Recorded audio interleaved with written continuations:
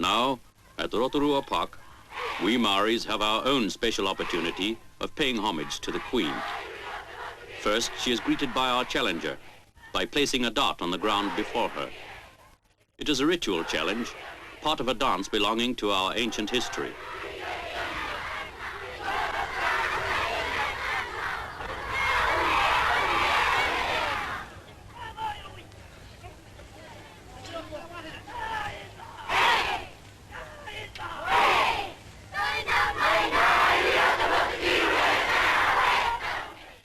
Ancient customs and ancient dances, going back to the days when those first pioneering canoes of ours sailed across the uncharted seas from Polynesia, sailing by means of the stars.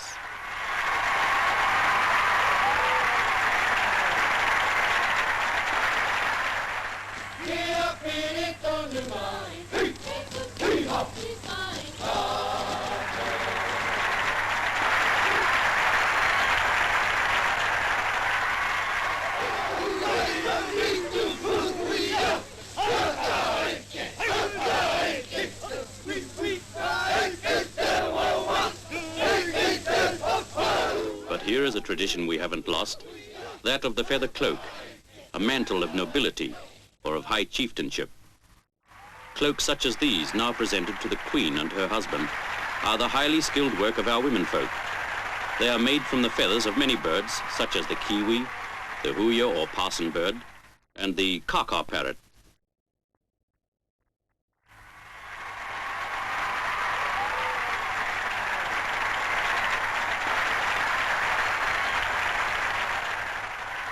Esther Fawcett, a little girl in the crowd, lost her mother and walked straight to the Queen.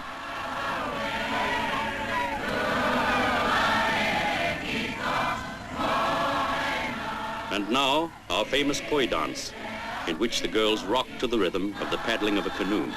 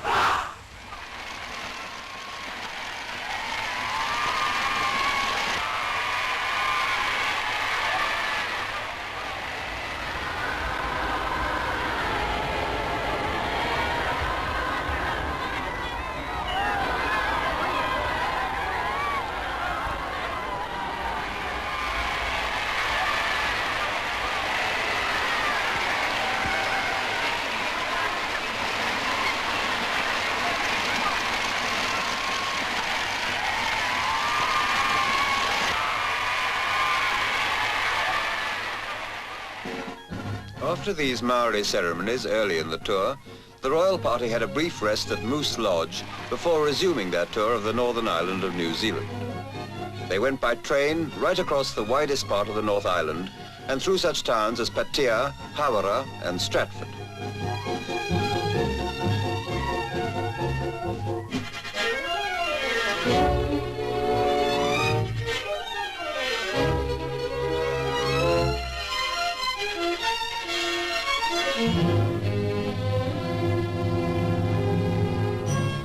Stratford likes to remember its namesake on the River Avon in the mother country, and the streets bear the names of characters in Shakespeare's plays.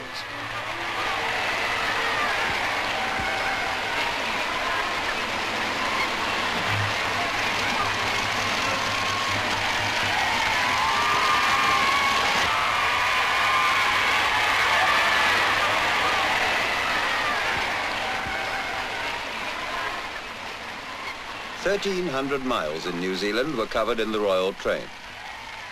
A lot of mileage, but a journey carefully designed to allow the Queen reasonable relaxation and to give her a balanced picture of our country. A tour approved too by Her Majesty, in that it gave so many New Zealanders, old and young, living in the remoter districts, a chance to see their sovereign. Wellington now, named after the Iron Duke, New Zealand's capital and one of the great deep-water ports of the world. And there to meet her queen is our young schoolteacher friend from the open-air school with the mixed Maori and Pakeha pupils.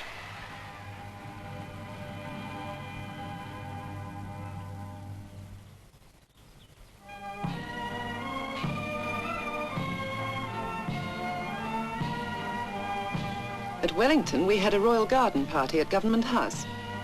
Everyone wanted to go, but there was only room for 4,000 guests. But now we could see for ourselves how lovely the Queen was. Her delicate colouring really was as fresh and attractive as we had heard. Her dress that day was of pure silk shantung in a soft bamboo colour.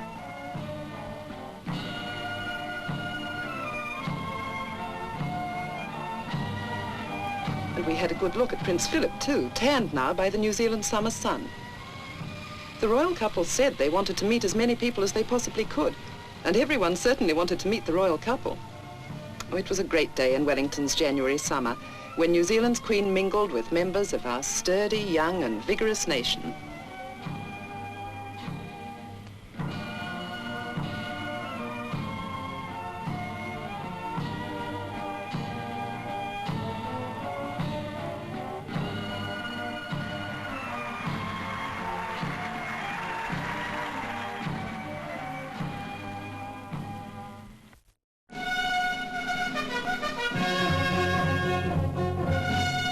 In contrast with the carefree receptions in the country, the Queen honours our people by holding a royal investiture in Wellington.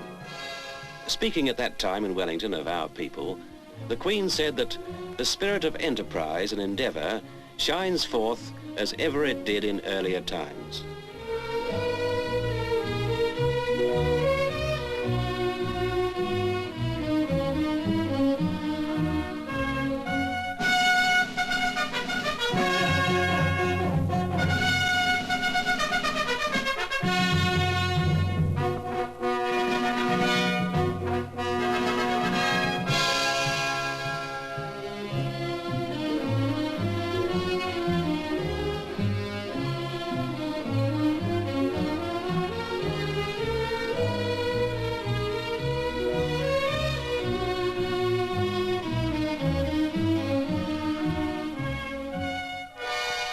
By air across Cook Strait from the North Island to the South Island of New Zealand. And the Queen had also reminded us of what she calls our adventurous spirit when, as she said on the eve of her coronation, she received the tremendous news that one of our sons had climbed to the summit of the highest mountain in the world. In these southern Alps of ours, with Mount Cook dominating them all, Sir Edmund Hillary, the conqueror of Everest, practiced his mountaineering.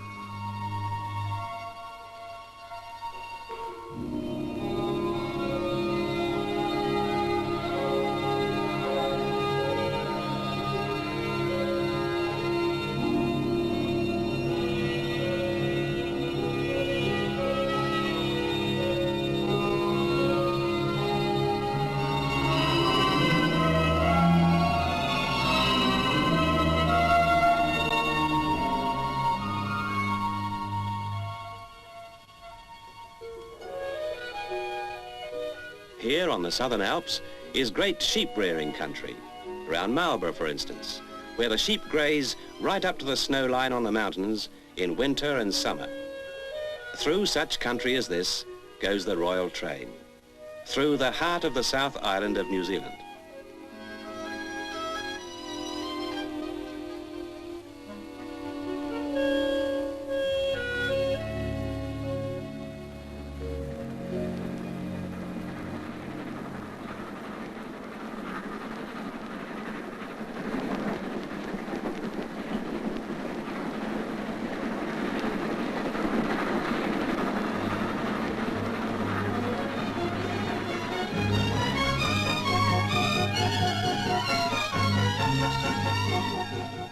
What a variety of scenery and gradient.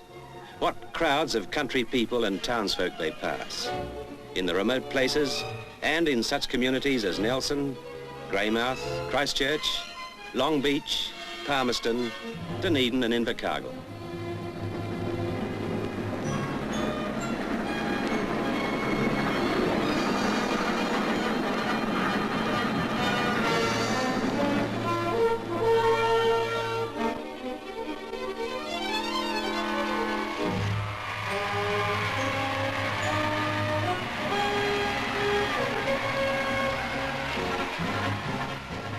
There was nothing more moving both for the Queen and her people during this strenuous tour than the Queen's pauses in the small places, the whistle stops.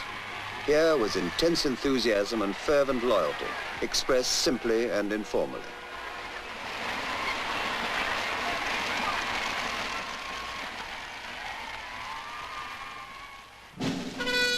But the great moment of this New Zealand tour concerned not just North Island or South Island or Stewart Island, the very junior partner, but the people as a whole.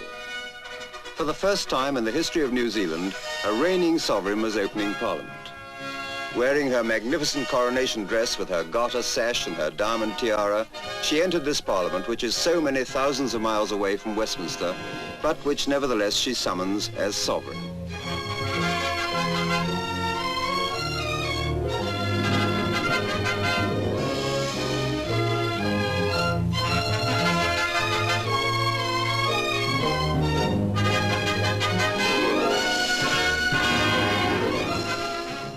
A modest panelled chamber, but here lives and thrives British parliamentary tradition. A democracy strong and vital in itself, but springing from those old roots which in New Zealand people just call home. Within the Parliament building, some 500 people were witnesses of this royal and democratic occasion.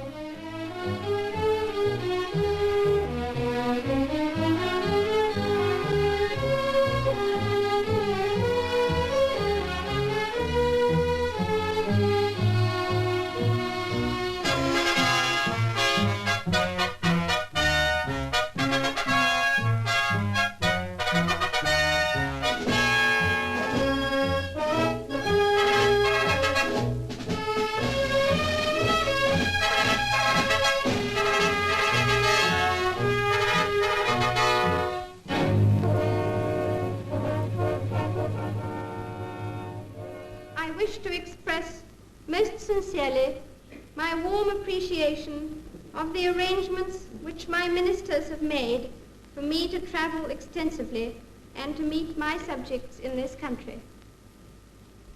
I pray that the blessing of Almighty God will rest upon your counsels.